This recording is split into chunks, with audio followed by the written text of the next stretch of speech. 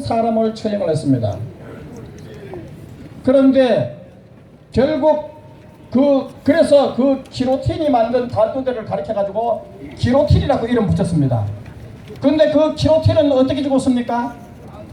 단두대에서 죽었습니다. 자기가 만든 단두대에서 죽었습니다. 우리 국민은 이런 반란 집회에 결코 승복하지 않고 굴복하지 않습니다. 여러분, 전 세계 미국 쇠고기 수입하는 나라가 백수십 개 나라가 있습니다. 그런데 그 수많은 미국 쇠고기를 수입하는 수많은 나라 가운데 미국 쇠고기 강호병 날조해가지고 도심을 무법천지로 만든 나라가 어느 나라입니까? 여러분, 지난번에요, 그 미국 쇠고기 강호병 날조했는 그 사진 인파 보면요, 11월 12일 그때의 강화문 집결자 수보다 훨씬 더 많았습니다. 언론이 조작해가지고 100만 인판이 있다 얘기를 하고 있는데, 일본의 산케이 신문은 20여만 명, 영국의 BBC도 20여만 명, 이렇게 했습니다. 누가 100만 명입니까? 거기에 100만 명이 꽉 들어차면 발표가 사람이 다 죽을 겁니다. 이런 여론 조작에 우리는 결코 굴복해서는 안 됩니다. 그리고 여러분, 미군 장갑차에 치여 죽어간 여중생 둘이 있었죠. 그렇죠. 호선이 미선이 여중생 사건이 있었는데, 이 미군 장갑차 그 치여 죽은 여중생 사건 그거 가지고 미국에 가가지고 항의 데모하는 사람들 있었어요. 그 사람한테 미국의 국무장관이 물었어요. 미군 장갑차에 치여 죽은 사람은 이름이 누구죠? 미선이 효선이 하면서 확 해요. 그러니까 그 국무장관이, 그러면 이번에 천안함 폭침 연평 그때 사망한 우리 국군 장병 이름은 누구죠? 아무 말도 못했습니다. 여러분, 생각해 보세요. 미군 장갑차에 치여 죽은 사건은 교통사고였습니다. 미국의 워커 중장 얘기 들어보셨어요? 미국의 워커 중장은 6.25 때 한국에 참전했던 미군 육군 중장이었습니다. 그분이 한국군 추락에 치여가 죽었습니다.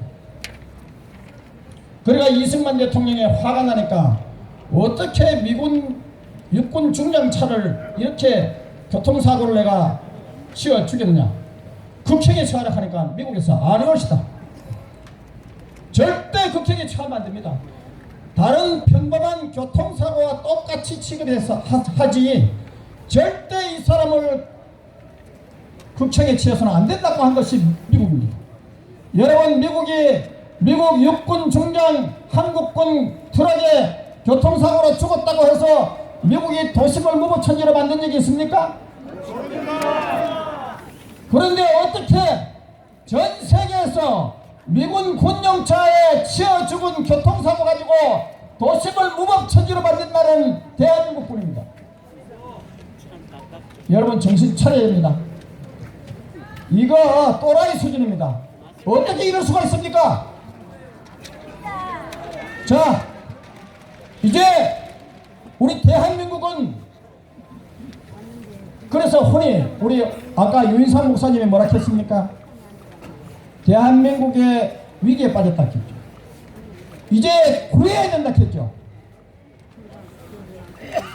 어제 서울역에서 약 5,000명이 운집한 가운데 엄청난 열기로 대통령 하야 반대 집회가 열렸는데, 그때 김진태 새누리당 국회의원께서 이런 얘기를 했어요. 최순실이가 770억 재단 모금을 했다는 겁니다. 거기에 관여했다는 겁니다. 그런데 30억이 용처가 아직 정확하게 밝혀지지 않고 나머지 대부분의 돈은 고스란히 그대로 있다는 겁니다. 여러분, 이것 가지고 대통령 퇴진 요구할 수 있습니까? 국회에서 합법적으로 통과시켰다는 김대중 대통령이 그토록 바라던 광주의 재단 예산이 얼마인지 아세요? 6조 원입니다. 그 6조 원이 되면 770억은 구멍가게에 불과합니다. 여러분, 김대중 노무현 정권 때 공적 자금 회수 불능이 된 돈이 얼마입니까? 수십조 원이죠? 여러분, 공적 자금이 회수 불능이 된 게 수십조 원, 이 돈 어디로 갔습니까? 철저히 쏴라! 도대체 김대중 재단, 노무현 재단, 안철수 재단, 박원순 재단, 거기 비하면 이번 최순실이가 관여한 이 재단 규모는 적습니다.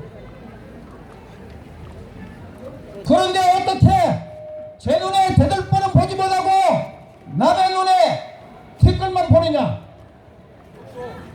하야 반대! 하야 반대! 하야 반대! 하야 반대! 하야 반대! 또 다른 순서 또 연사분들이 기다리니까 제가 제 얘기를 결론을 내도록 하겠습니다. 여러분, 대구가 어떤 지역입니까? 6.25 때 낙동강정선 목숨 걸고 결사적으로 지킨 곳이 바로 대구죠. 대구 시민이 정신을 차리면 대한민국은 굳건히 살 수 있습니다. 여러분,